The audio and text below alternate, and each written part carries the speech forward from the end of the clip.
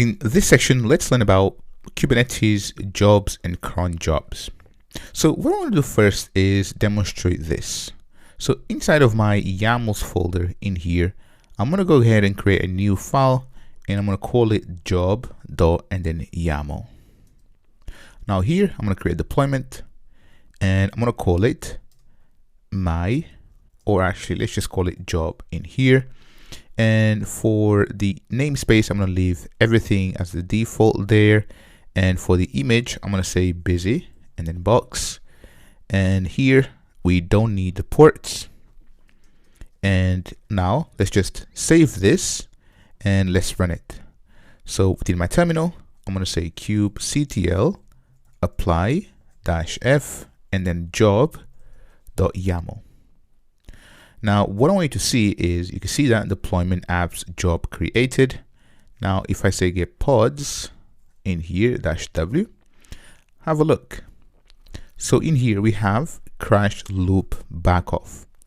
And this is because Kubernetes doesn't understand that this container right here, so busybox right here, it's not long lived.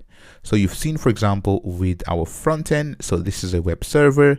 So the same with this customer microservice in here.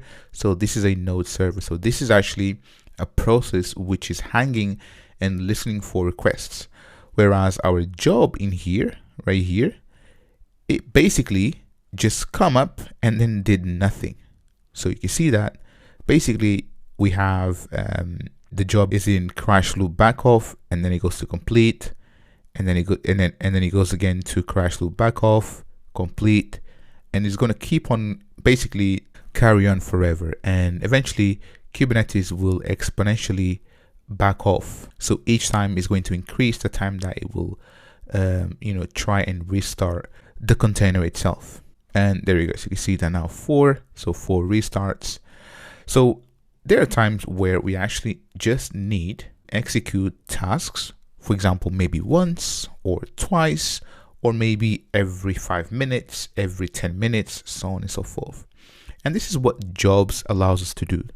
And the most common scenario is, for example, database backups. So if you want to, for example, execute a database backup let's say every single day. Let's say, right? So you have a task that runs every single day or every 12 hours, stuff like that. Or maybe you want to send emails. So every hour you want to send emails, so on and so forth.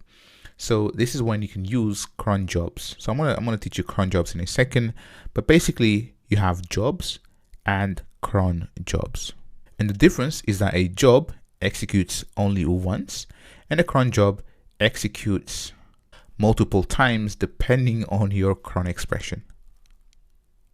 Next, let's go ahead and learn how to create a job.